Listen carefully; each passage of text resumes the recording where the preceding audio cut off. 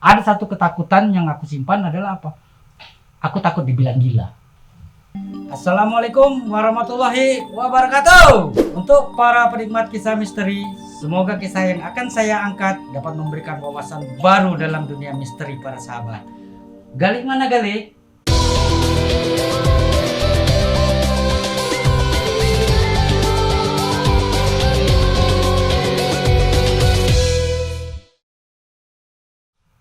Bismillahirrahmanirrahim.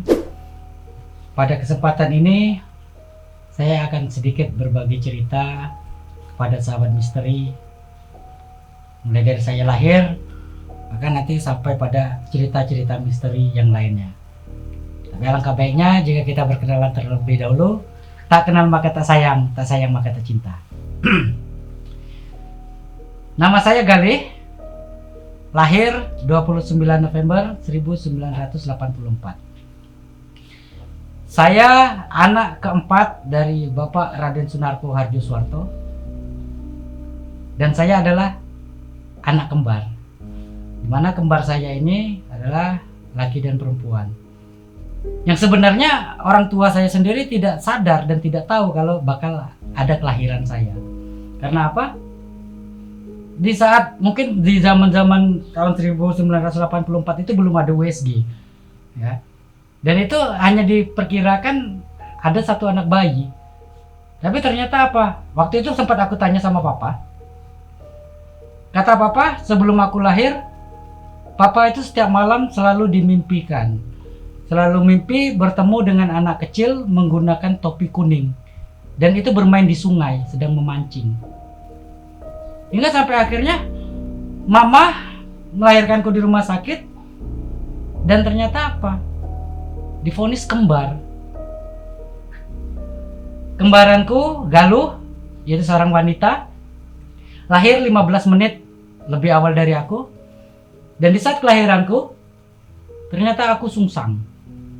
Nah, waktu itu dokter bertanya sama papa dan sama mama, anak ini gimana? Apakah mau disesar atau mau lahir normal? Tapi papa menjawab, biarkan dia lahir dengan alamnya. Biarkan dia lahir dengan normal. Akhirnya aku lahir sungsang, dan mungkin inilah yang menjadi awal ceritaku, dan inilah yang menjadi awal misteriku. Dimana dari kecil memang aku sering ditemani oleh makhluk-makhluk yang sebenarnya papa sendiri juga nggak tahu apakah makhluk ini dari nyata, apakah makhluk ini dari halus. Tapi apa? Aku sering bermain sendiri, dan aku sering berbicara sendiri, aku sering ngobrol sendiri. Dan itu menjadi sesuatu yang tidak aneh, menjadi sesuatu yang memang menjadi kebiasaan. Terbukti dari apa? Dari kecil aku suka begadang dan tidak pernah bisa tidur di bawah jam 12 malam, dan setiap jam 12 malam ke atas aku sering bermain keluar rumah. Jika cerita, di saat umurku 8 tahun, karena mbahku itu berada di Lampung dan keluarga kami semuanya tinggal di Bengkulu, dan kami sering mudik, kami sering pulang kampung, setiap lebaran pulang kampung.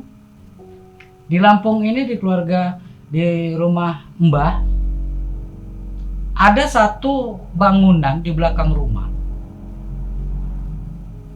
dan itu biasanya untuk menyimpan barang-barang dan juga menyimpan bahan pangan seperti padi, sayur-sayuran. Setiap malam bulan purnama, mungkin malam Jumat lah ya, aku nggak tahu waktu itu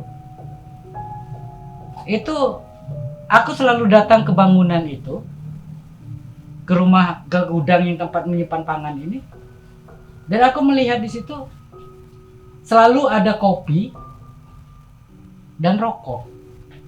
Aku nggak tahu ini apa maksudnya. Tapi yang aku jadikan masalah bukan kopinya, bukan rokoknya.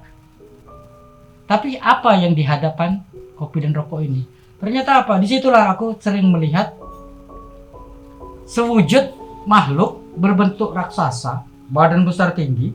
Dan itu kalau aku lihat dari duduknya bersila, itu kepalanya itu nempel di bubungan atap. Jadi kalau Zaman dulu itu belum ada yang namanya plafon, jadi di bubungan atap itu, kepalanya itu di bubungan atap, dan itu posisinya bersila. Jadi kalau misalkan dia berdiri, rumah itu bakal hancur. Tapi aku tidak tahu, dan itu aku anggap ya inilah namanya anak kecil ya, tidak mengerti apakah ini halus, apakah ini nyata, apakah ini kasar. Kita tidak mengerti. Yang aku tahu cuma ada raksasa itu, dan hampir tiap malam setiap aku pulang ke Lampung aku bermain dengan raksasa ini. Aku bermain ya dengan apa ya, kita seperti memang bahwa makhluk itu tidak mengganggu aku, dan aku juga tidak tahu makhluk ini siapa dan apanya mbahku, aku nggak tahu. Dan itu sudah menjadi kebiasaan, dan papa sendiri berbilang, ngapain kamu lihat ke belakang terus?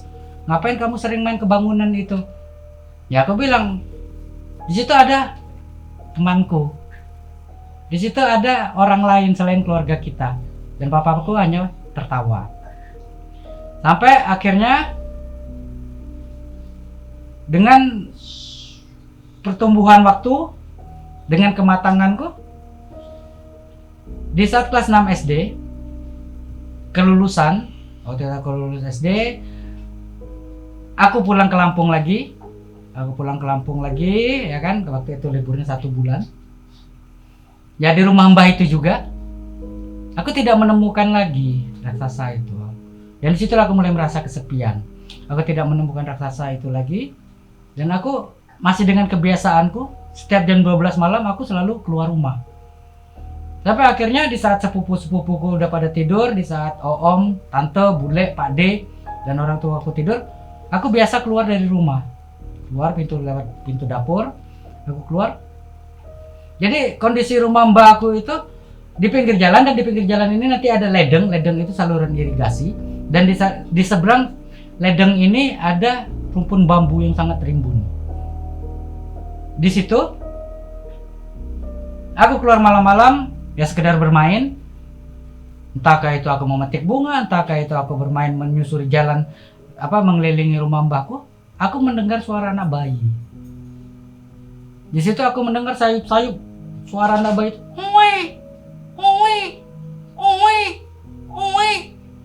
dan itu membuat aku penasaran. Mungkin kalau teman-teman dengar itu langsung lari mungkin ya, tapi aku enggak. Di sini aku coba penasaran, karena apa? Aku sendiri nggak tahu kekuatan apa, keberanian apa yang buat aku berani mencari suara itu, sumber suara itu dari mana. Karena waktu itu sudah menunjukkan jam 12 malam ke atas, dan memang suhunya sangat dingin waktu itu. Jadi terasa dingin itu memang namanya kita di desa di Lampung itu, dingin itu memang menusuk tulang. Dan aku tetap dengan pikiran positifku, ya namanya kita di desa, kita namanya di pinggir ledeng, di pinggir sawah, ya dingin.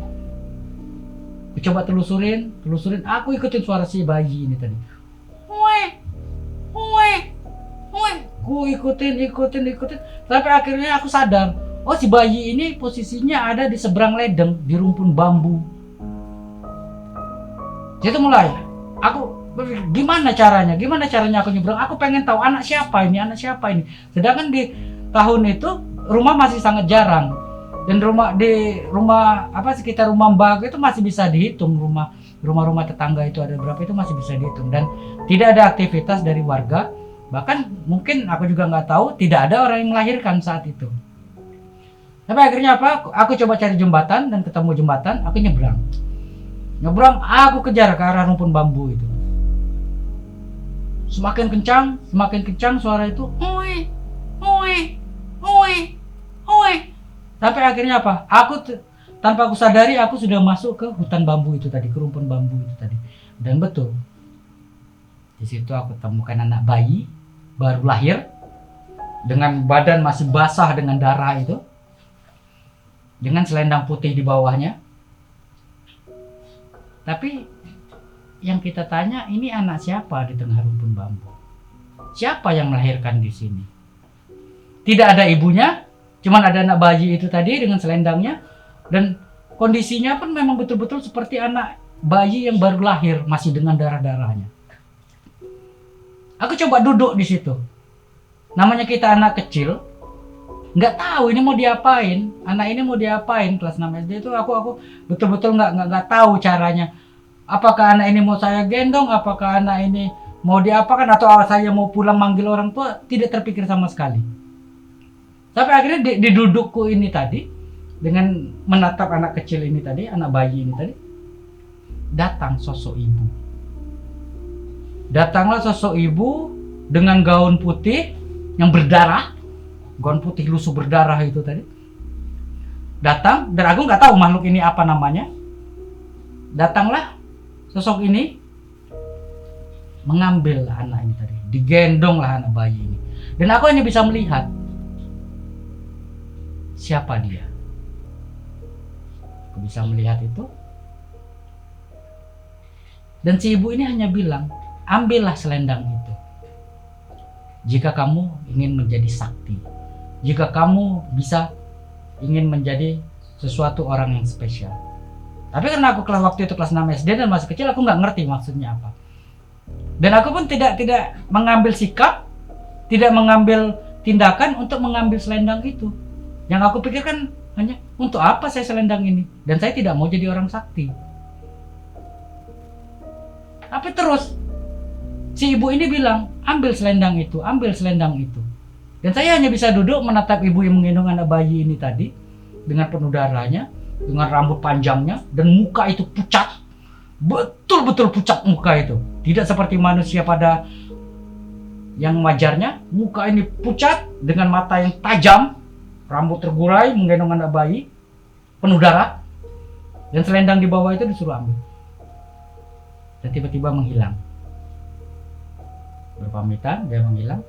Dan selendang itu pun tetap aku tinggalkan di sana dan aku tidak mengambilnya. Dan ternyata inilah awal kejadian hingga mataku menjadi tajam. Hingga mataku bisa, ya mungkin sebenarnya dari kecil pun aku sudah bisa, tapi di sini aku mulai dengan akil balikku di umur 12 tahun itu, aku mulai bisa menyadari apakah ini kelebihan yang aku dapatkan. Apakah gara-gara kejadian ini aku sampai bisa bersahabat dengan mereka. Karena apa? Tidak ada sedikit pun gangguan di batinku, tidak ada sedikit pun gangguan di psikisku, dan tidak ada gangguan sedikit pun di mentalku. Dan itu aku simpan. Tidak pernah aku ceritakan ke siapa-siapa, ke orang tua aku pun tidak aku ceritakan. Karena apa? Takut. Ada satu ketakutan yang aku simpan adalah apa? Aku takut dibilang gila. Sampai akhirnya aku coba tutup cerita itu. Itu hanya kejadian misteri aja, ataukah itu cuma sekedar perjalanan hidupku saja. Sampai akhirnya kelas 2 SMP, itu adalah pertama kalinya aku melakukan kegiatan alam. Dalam artian aku mulai masuk ke hutan, mulai berkemah, mulai bercanda gurau dengan teman-teman. Dimana balik lagi, pertama kali aku berkemah yaitu namanya daerah air terjun datar lebar. Di sini entah kenapa, entah apa, di saat aku datang, memang waktu itu aku datangnya malam hari, pendakiannya malam, dan sepanjang jalan itu aku ya banyak menemukan makhluk-makhluk yang mungkin bukan teman kita dan mungkin juga teman kita. Karena apa? Aku tidak ada sedikit pun risih dengan mereka. Aku tidak ada sedikit pun terganggu dengan keberadaan mereka. Padahal kondisinya itu adalah hutan belantara. Saat itu kondisinya dengan hutan-hutan kecilnya. Dan tidak ada orang seramai itu di tengah hutan. Aku berjalan sampai akhirnya sampai ke air terjun datar lebar. Tapi bukan masalah perjalananku yang aku ingin sampaikan. Entah kenapa, sore hari, keesokan harinya, sore hari itu, aku bisa melihat ada satu sosok wanita cantik berbaju putih. Di datar lebar ini ya, di bumi perkemahan datar lebar itu, aku melihat wanita cantik yang parasnya itu aku yakin betul itu bukan anak pendaki. Itu bukan seorang wanita yang melakukan pendakian gunung, aku paham betul. Karena apa? Parasnya baju putih dengan gaun. Dia cantik betul. Dan tiba-tiba dia berubah menjadi kupu-kupu. Seekor kupu-kupu berwarna putih. Dan itu terbang rendah di antara tenda-tenda kami. Karena tahun itu memang pendakian sudah rame, ya kan, dan teman-teman juga memang lagi hobi-hobinya daki gunung. Dan datar lebar itu menjadi suatu titik poin berkumpul kami. Tempat kami camping di situ, memang tempatnya sangat enak untuk berkemah ya. Nah, kupu-kupu ini terbang rendah, mengitari antara tenda-tenda kamu. Dan itu selalu kuperhatikan.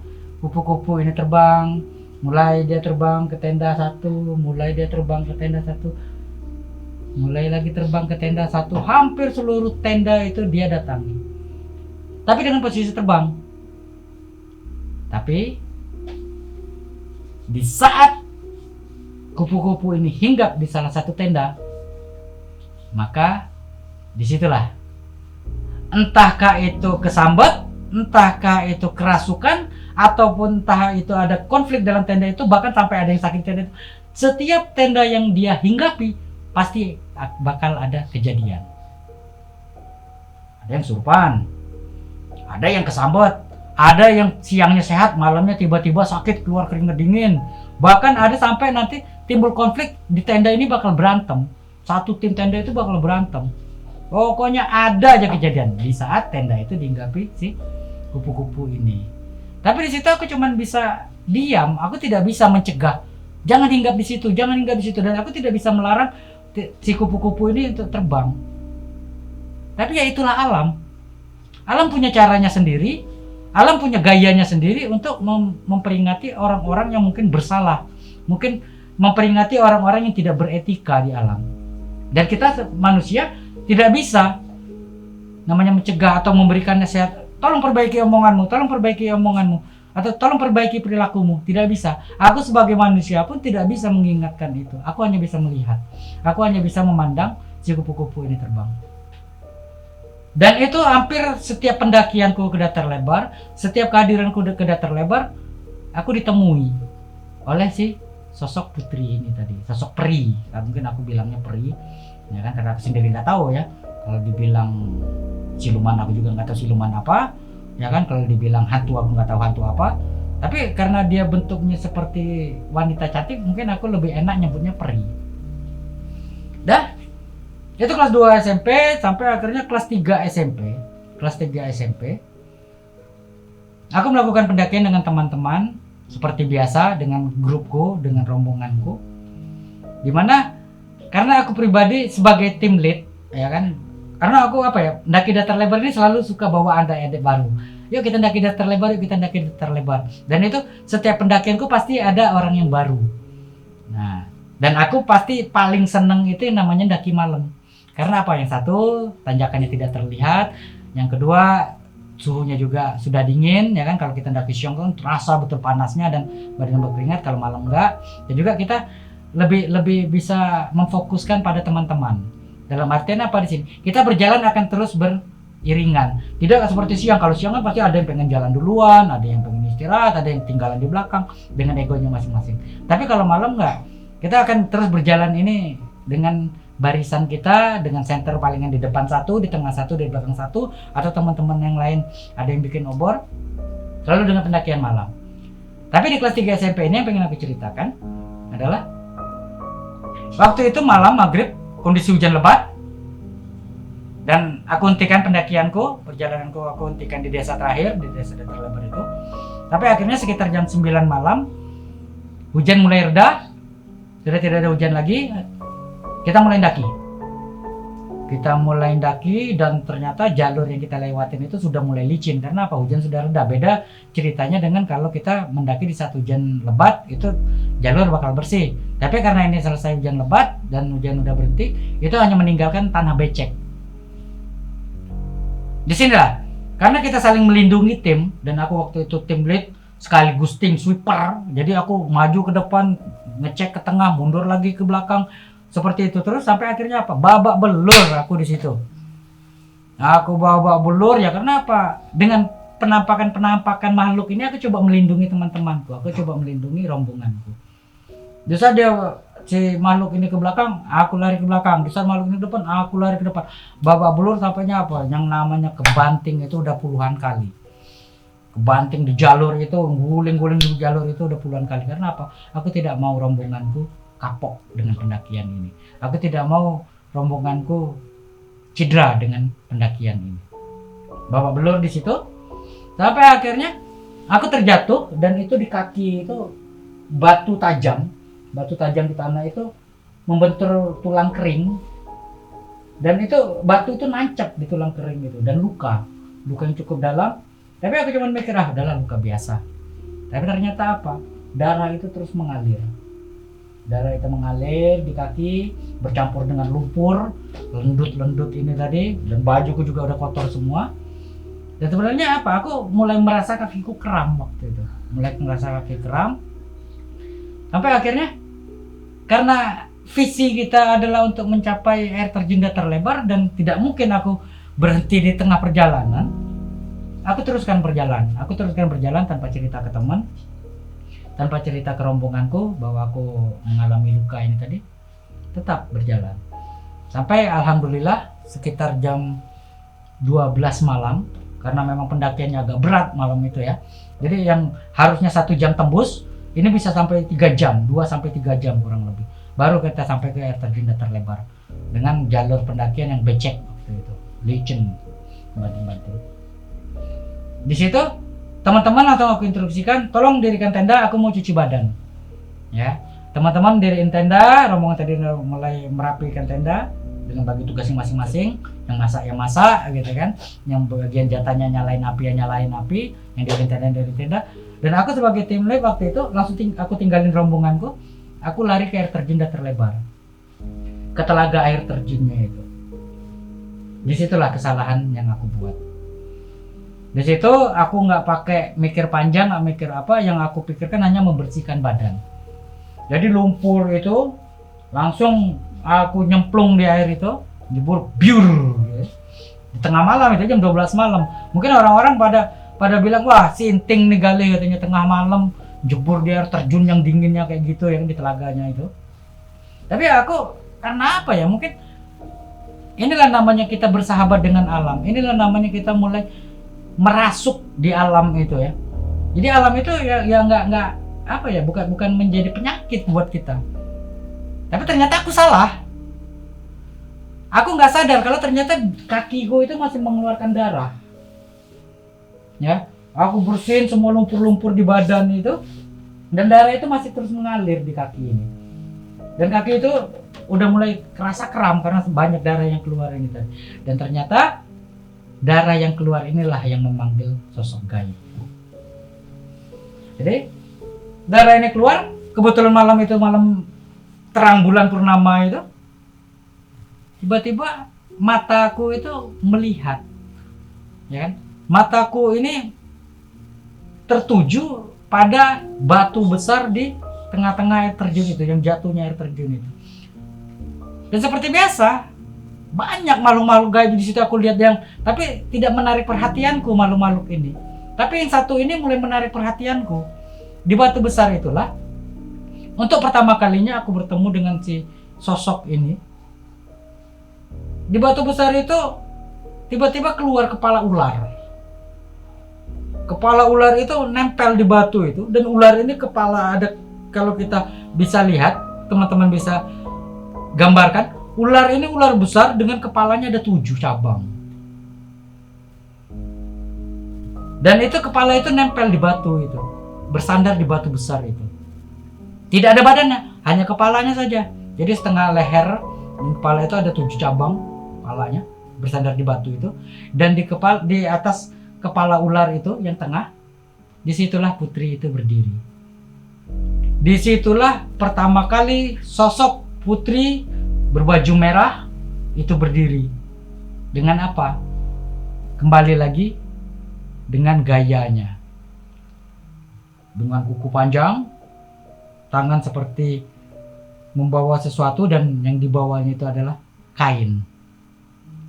Di sini aku coba flashback ke belakang. Apakah ini sosok yang dulu waktu aku kecil pernah kutemui dan ingin memberikan selendang? Tapi bukan. Sosok ini adalah baru, tapi dengan gayanya yang sama. Entah kenapa kok kayaknya aku tuh pengen dikasih selendang, pengen diberikan kain. Apakah ini maksudnya adalah untuk pakaianku? Aku nggak mau tahu. Karena apa? Seperti yang terjadi di tahun lalu pun, di saat aku kecil, tidak pernah aku terima. Selendang ini tidak pernah aku terima. Kain ini tidak pernah aku terima. Tapi itulah yang aku lihat. Sampai akhirnya apa? Aku di situ hanya bilang, Maafkan aku jika aku sudah melakukan kesalahan. Maafkan segala ketidaktahuanku dan maafkan segala egoku. Aku bersihkan lagi badanku dengan terus ditatap oleh si makhluk ini tadi, dengan putri berbaju merah ini yang membawa selendang itu dengan apa? Dia terus mengawasiku, tapi masa bodoh. Karena apa? Aku berpikir, mungkin inilah dia ingin menyambutku. Mungkin inilah cara dia memberikan suatu tanda persahabatan kepadaku di datar lebar. Sampai akhirnya cerita ini berlanjut. Nanti di saat SMA aku mulai ketemu lagi, ya kan, dengan sosok-sosok baru, ya kan. Dan nanti di ekspedisi selanjutnya aku bakal ketemu juga yang namanya apa ya? Aku akan bertemu nanti sesuatu yang betul-betul bahwa setiap hewan, setiap pemimpin di alam itu ternyata ada pawangnya. Karena apa aku bilang ada pawangnya? Ternyata apa? Kalau dikisahkan, si putri ini adalah pawangnya si ular itu. Dan nanti di cerita-cerita selanjutnya aku juga akan mengulas masalah di mana aku bertemu dengan pawang-pawang, binatang-binatang yang ada di alam. Nah, cerita putri ini adalah pertama kalinya aku ketemu, ya kan, dengan sosok putri ini, dan ini akan berlanjut nanti ke cerita tragedi datar lebar di tahun 2014. Di saat itu aku ada penelusuran juga, ya kan, ada visi yang khusus, dan sampainya akhirnya aku bertemu dengan si putri ini. Dan seperti biasa dan seperti yang lama-lama, seperti yang sudah-sudah, aku tidak pernah mengambil selendang ini. Tapi dengan kejadian ini, entahkah alam mulai bersahabat denganku, entahkah gaib mulai bersahabat denganku, tapi dengan inilah adanya aku. Dengan seperti inilah keberadaanku, aku selalu disambut. Kemanapun aku pergi, kemanapun tempat yang aku datangi, aku selalu disambut.